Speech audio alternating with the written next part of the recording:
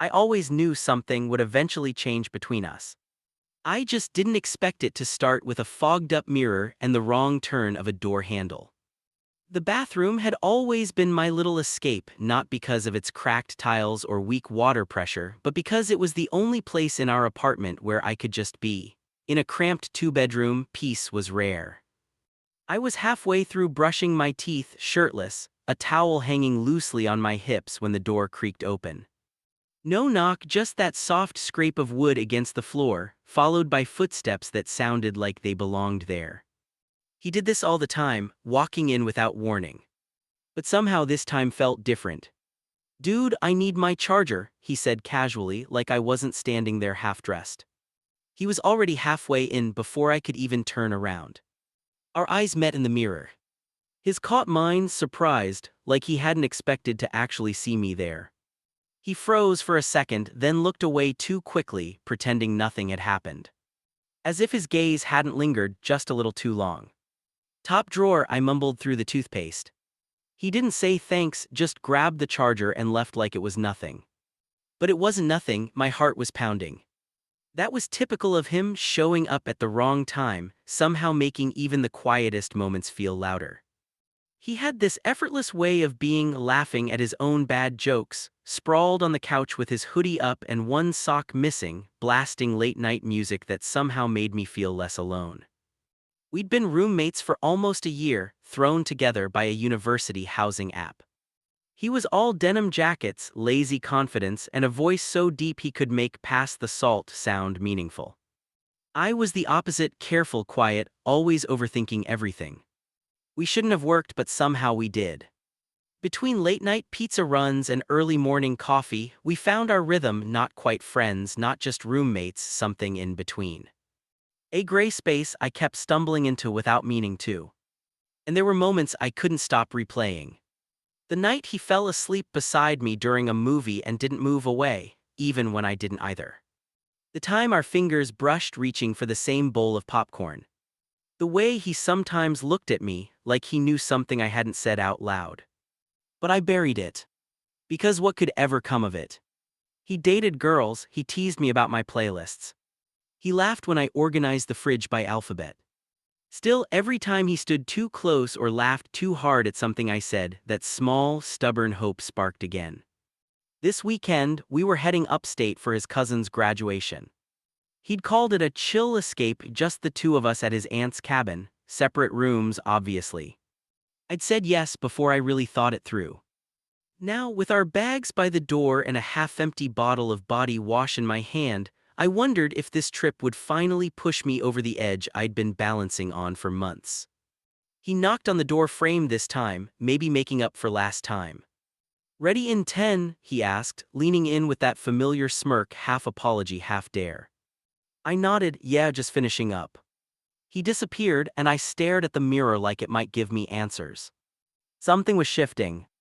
I could feel it in the way he looked at me, and in the way I'd stopped pretending not to care. Whatever happened out there in the quiet woods, something between us would either break or finally fall into place. The drive out of the city was painted in sunlight and music. We argued over the playlist for 20 minutes before calling a truce, his loud anthems mixing with my soft, moody songs. It was like everything else with us, a push and pull that somehow worked. He drummed his fingers on the steering wheel, singing off-key to a song I secretly loved. "You know you're off-key, right?" I teased. "I'm not off-key," he grinned, "I'm expressive." I rolled my eyes but smiled toward the window, watching the skyline fade into trees and open sky. It amazed me how easily he'd slipped into my life, how natural it felt, like something I didn't know I was missing until he was there. We met 10 months ago during a painfully awkward roommate interview.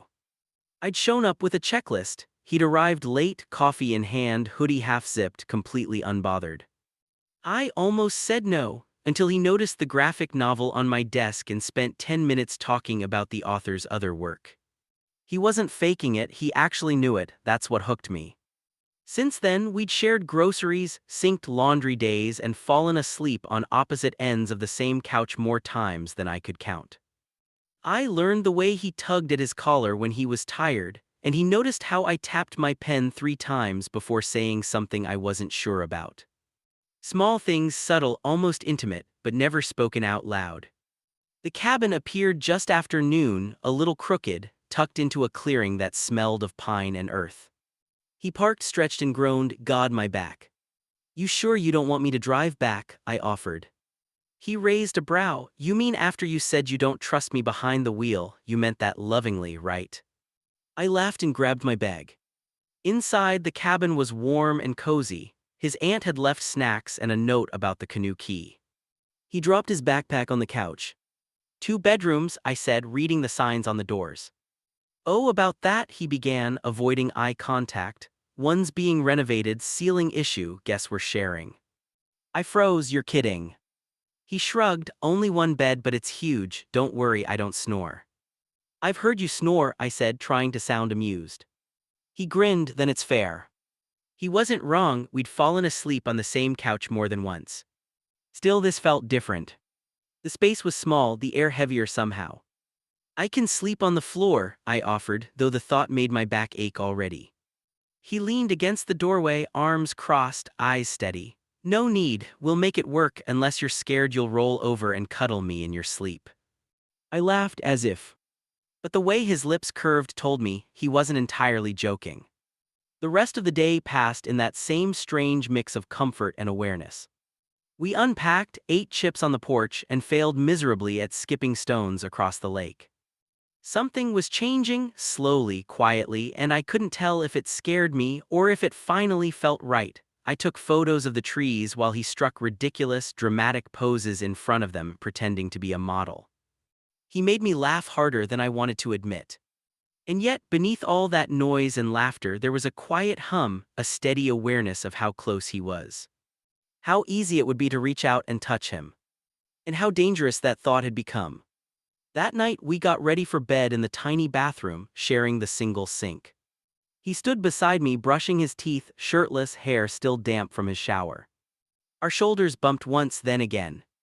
"Move over," I mumbled. "I'm literally on the edge. You take up more space than humanly possible." He smirked, spitting into the sink. "You're tense." "No, I'm not." "You are," he said easily. "You do that thing where your jaw tightens. You only do it when you're anxious or when you're about to say something you don't want to." I glanced at him, startled. "You notice that?" He shrugged. "You notice when I pull at my collar, don't you?" My chest tightened.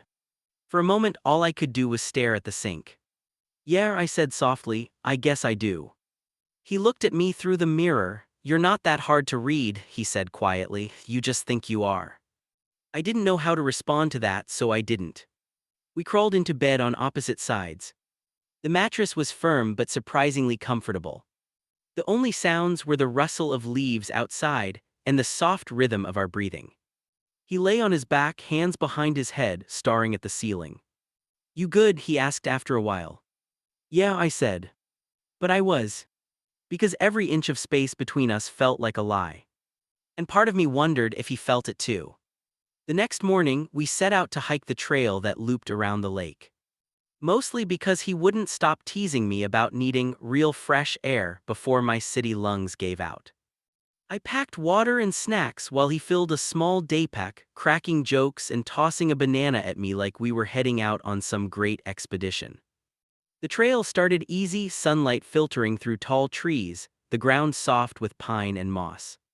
We fell into step naturally. He walked slightly ahead, turning every now and then to smirk when I lagged behind, taking photos of oddly shaped rocks or tree roots that looked straight out of a fantasy novel. "You always do that," he said, watching me with a grin. "Do what?"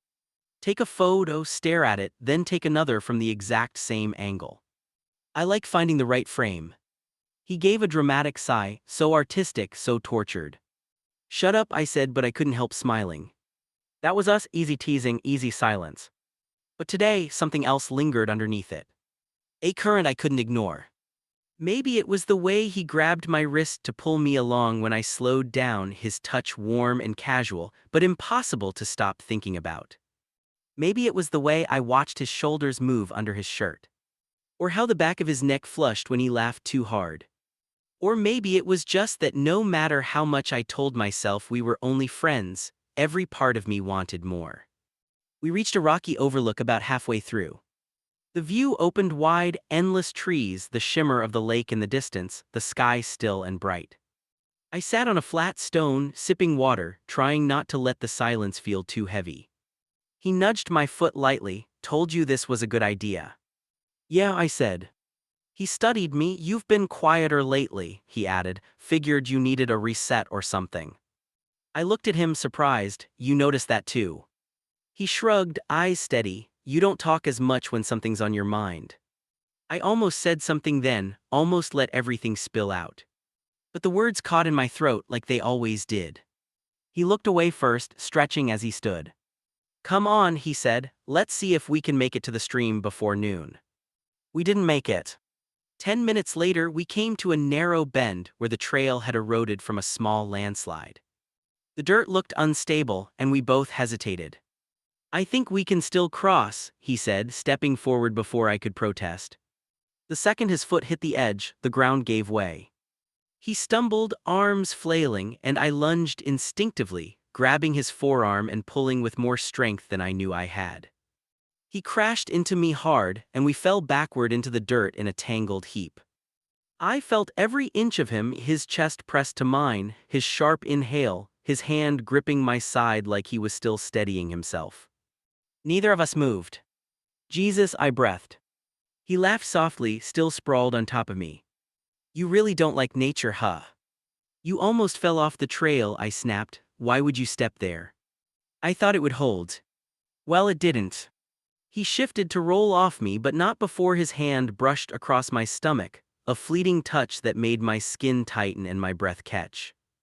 I sat up quickly, brushing dirt from my hoodie, trying to steady my hands. You okay? He asked, serious question. I'm fine. You're not hurt. No, I'm fine. He studied me, brow furrowed. You're mad. I'm not mad, I'm just. I stopped, pressing my lips together. The words I wasn't saying were louder than the ones I did. Just what? He asked, quieter now. I don't know, I said finally. Forget it. But forgetting wasn't that simple. The path ahead was blocked, so we turned around, taking the longer way back. The trail climbed uphill, slower, heavier. Clouds gathered overhead, dimming the light. Even though the forecast had promised clear skies, the air between us felt like the weather, thick, charged, waiting to break. At one point, my foot twisted on a root. Pain shot sharp through my ankle, and I stumbled with a curse. He was at my side instantly. What happened? I'm fine, I lied. He frowned. Sit down. I don't need to. Sit, he said again, gentler this time. I gave in, sinking down onto a patch of moss. He knelt in front of me, lifting my foot carefully. Does it hurt here? He asked, pressing lightly near the joint. I flinched. His brow furrowed. We should head back slowly, I'll help you. You don't have to. I'm not leaving you limping back alone. He stood and offered his hand. I hesitated, then took it. His grip was firm, grounding. He slipped an arm around my waist, steadying me as we walked. Suddenly, walking was the least of my problems. His body was warm against mine, his scent, a mix of soap and sweat, filling the air between us. Every step sounded like my heartbeat echoing in the woods. You okay? He asked again, voice close to my ear. Yeah, I said quietly, just tired. He didn't reply, but he didn't let go either.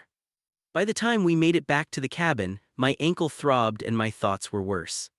He eased me onto the couch and disappeared into the kitchen for ice and painkillers. When he came back, he knelt again, wrapping the ice pack in a towel before pressing it gently to my ankle. His fingers brushed my skin, feather-light, but impossible to ignore. Better? He asked. I looked down at him. His face was close, too close.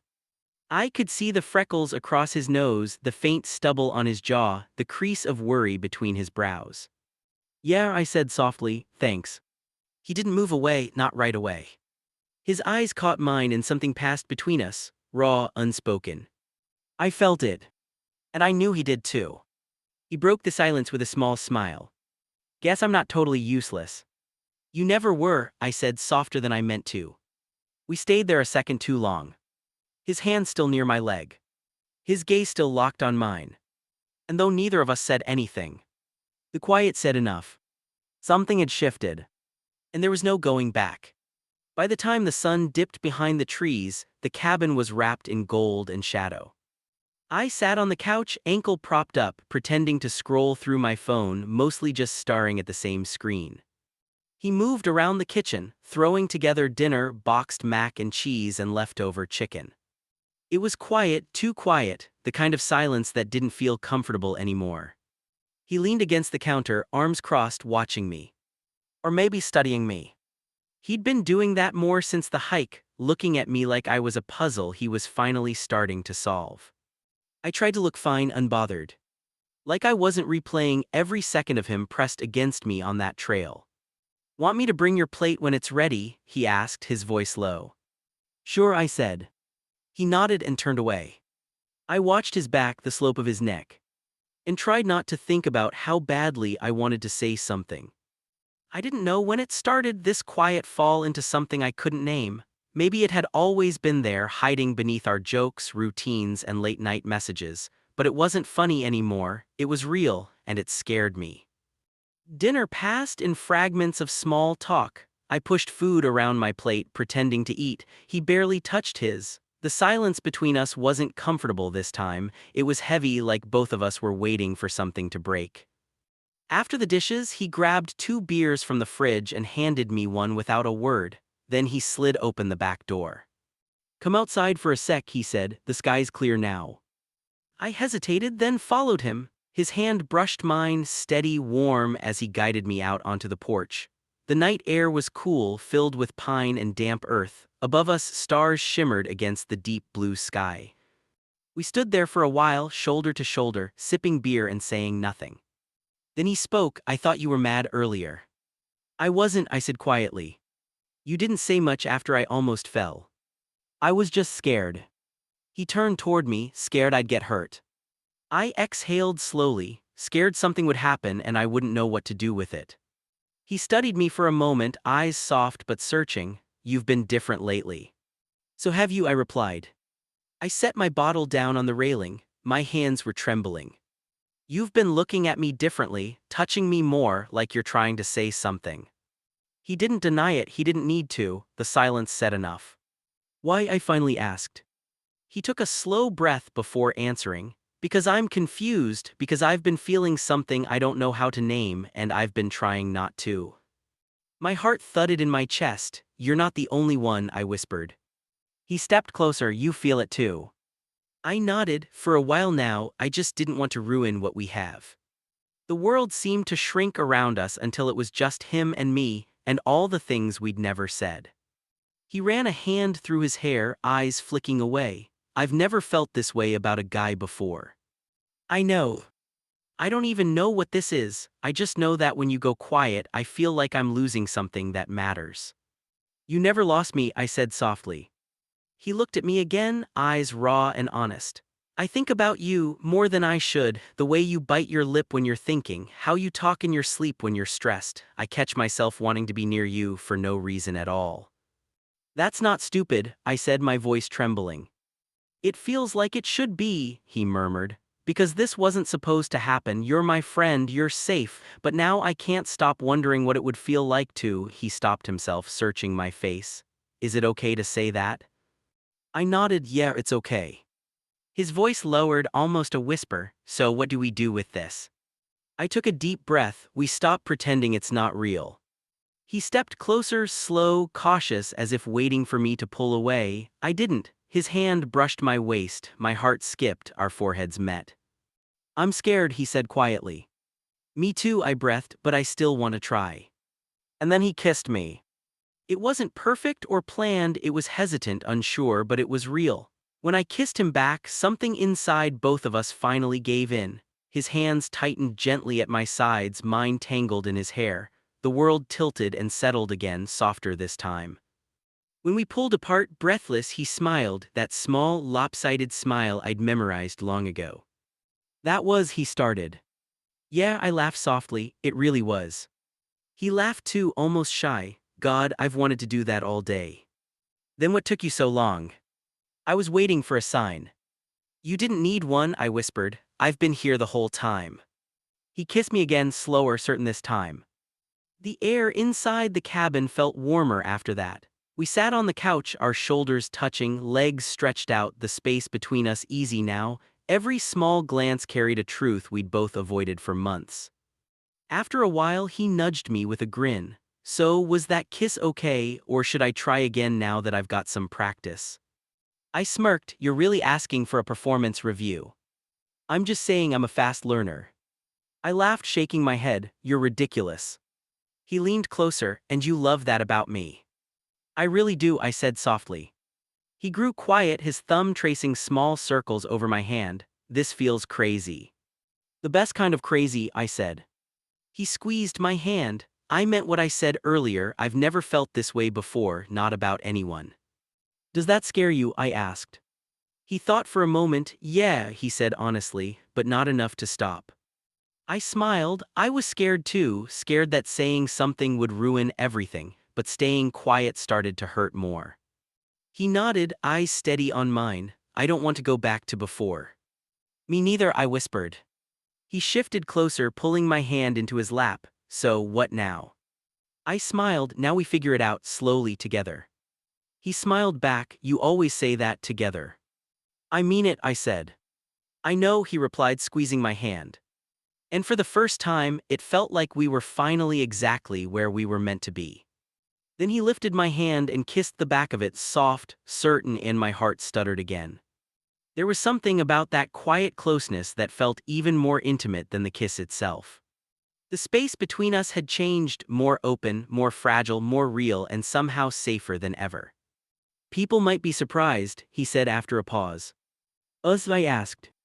Yeah, he smiled, but they'll get over it. You're kind of fearless, you know that, he added. Only when I'm with you. That made him laugh, his real laugh, the one that crinkled the corners of his eyes. He looked at me for a long moment, his expression softer than I'd ever seen it. Can I tell you something kind of embarrassing?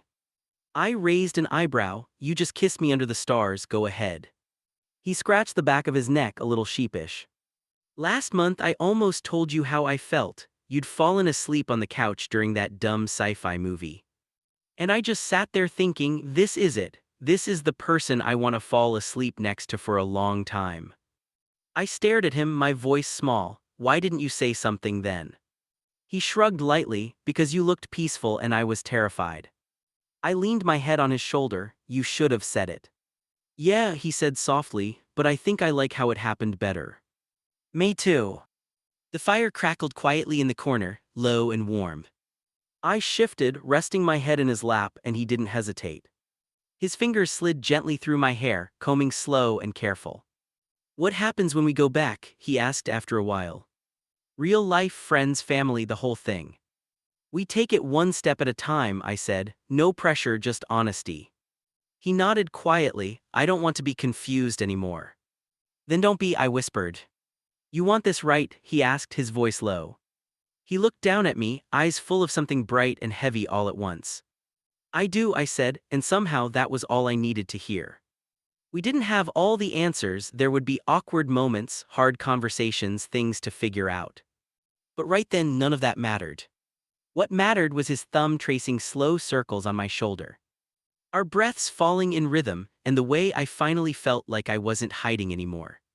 We didn't need perfect, we just needed this. Morning came soft and slow. Not awkward, just quiet, like the world had paused to give us a little more time before everything else began again. Sunlight spilled across the cabin walls in pale gold stripes. I was already awake, lying on the couch with a blanket half draped over me. He sat on the floor by my feet, back against the couch, coffee in hand. We didn't speak for a while. It wasn't an uneasy silence, just the kind that didn't need words. I watched him, his shoulders relaxed, his hair still messy from sleep. The quiet curve of his mouth making my chest ache in the best way. How's the ankle? He asked, eyes still on his coffee. Better, I said, flexing it gently. Not marathon ready, but I'll live.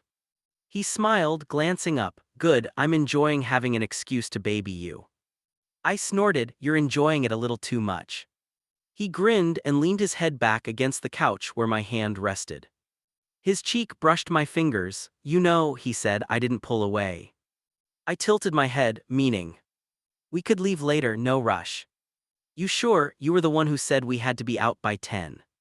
He shrugged, grinning. I think I've earned the right to break my own rules. Just want more time alone with me, huh? Exactly. He said it so easily, so sure that I couldn't stop smiling. It amazed me how different everything felt now that it was out in the open, lighter, deeper, easier. I'm not gonna lie, I said after a pause. I'm still kind of terrified about what happens next. I know, he said, reaching up to lace our fingers together. But I'd rather face it with you than go back to pretending none of this happened. Same, I whispered. He looked up, eyes warm. Then let's not pretend, not with our friends, not with ourselves. Let's just be whatever we are together. A quiet stretch between us, not empty but full, like a promise forming. We packed slowly after that, not because we were lazy, but because neither of us wanted to rush the ending. Every motion, folding blankets, brushing crumbs from the counter, sliding our bags into the car, felt like part of something bigger. A quiet ritual marking the end of one chapter and the start of another. When we finally stepped out onto the porch for one last look, he turned to me and reached into his pocket. I almost forgot, he said, pulling out a small keychain. It was a tiny compass, the cheap metal worn smooth around the edges. This was on the cabin key, he said, pressing it into my palm. Figured you should keep it so you always find your way back. I looked down at it, then back at him. My throat tightened, but in a good way, warm and full. I'll keep it safe, I said, closing my fingers around it. Even if the compass doesn't work, he teased. It's symbolic, I smiled. Exactly what I thought. We stood there for another quiet moment, watching the wind move through the trees. I reached out and slipped my hand into his. He looked down at our joined fingers, then up at me. This okay? He asked. It's more than okay, I said. And it was. There was something grounding in the feel of his hand in mine. Like all the messy, complicated emotions had finally settled into something simple and real. As we walked down the steps toward the car, he nudged me with his shoulder. So, he grinned, are we telling people or playing it cool for a while? Depends, I said. You ready for your mom to text me 20 questions the second she finds out? God no, he groaned. Then we wait a bit. Fair. We slid into the car, doors closing in sync. For the first time on the whole trip, the silence between us didn't feel like something to fill. It felt like something to share. He glanced over before starting the engine. One last question. Shoot. What's the first thing you're gonna do when we get back? I smiled, order a pizza, then maybe kiss you again. Depends on how charming you are during the drive. He grinned, challenge accepted. As the car rumbled to life and the road stretched out before us, I turned the compass keychain over in my hand. It didn't point north, but it didn't have to. Because I already knew where I was going. And this time, I wasn't going alone.